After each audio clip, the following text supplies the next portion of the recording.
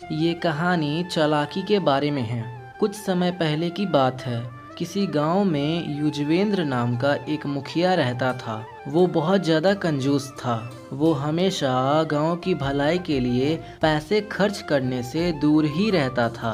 एक बार गांव में सूखा पड़ गया, जिससे गांव के लोगों को पीने का पानी आसानी से नहीं मिलता था और पानी के लिए बहुत दिक्कत हो रही थी। गांव के लोग कुछ दिनों तक तो दूसरे गांव से पानी लाकर अपना काम चलाते रहे, लेकिन कुछ दिनों के बाद दूसरे गांव के लोगों ने भी पानी देने से मना कर दिया। उसके बाद गांव के सभी लोग मिलकर मुखिया के पास गए और मुखिया से कहा कि गांव में एक कुआं खुदवा दो, जिससे गांव के लोग सूखे की स्थिति में पानी पी सके। मुखिया ने गांव के लोगों से कहा कि कुआं खुदवाने में तो बहुत सारे पैसे लगेंगे और उतने पैसे मेरे पास नहीं हैं। गांव में कुश नाम का एक चालाक लड़का रहता था।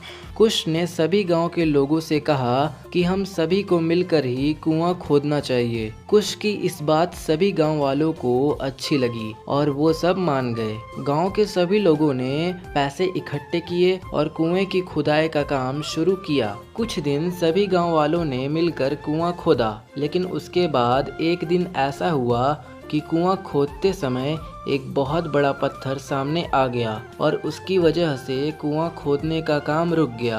अब इस पत्थर को तोड़े बिना कुआं खोदने का काम आगे बढ़ाना मुमकिन नहीं था। इस पत्थर को तोड़ने के लिए और भी पैसों की ज़रूरत थी, लेकिन जमा किए गए पैसे उसके लिए पर्याप्त नहीं थे। कुश ने गांव के लोगों से कहा कि तुम सब अब ये काम मुझ पे छोड़ दो। जब रात में कोई नहीं था, तब कुश ने आकर कुएं में 4-5 बूंद तेल के डाल दिए। अगली सुबह जब गांव के लोगों ने कुएं में तेल देखा, तब ये बात पूरे गांव में फैल गई कि कुएं में से तो तेल निकल रहा है। जब ये बात गांव के मुखिया को पता चली, तब उन्होंने लालच में गांव वालों से कहा कि मैं इस पत्थर को तुड़वा देता हूँ और पूरा कुआं भी मैं खुदवा देता हूँ। इसके बाद गांव के मुखिया ने कुआं खुदवाने का काम शुरू करवा दिया और बाकी का कुआं कुछ ही दिनों में खुद गया। मुखिया इस कुएं में से तेल निकलेगा ऐसी उम्मीद कर रहा था, लेकिन कुएं में से पानी निकलने लगा। सभी गांव के लोग पानी देखकर बहुत ज्यादा खुश हो गए। मुखिया को पता चल गया कि किसी ने उसे उल्लू बनाया है। इस तरह कुश की चालाकी से गांव वालों के पैसे भी बच गए और कुआं भी खुद गया। गांव के सभी लोगों ने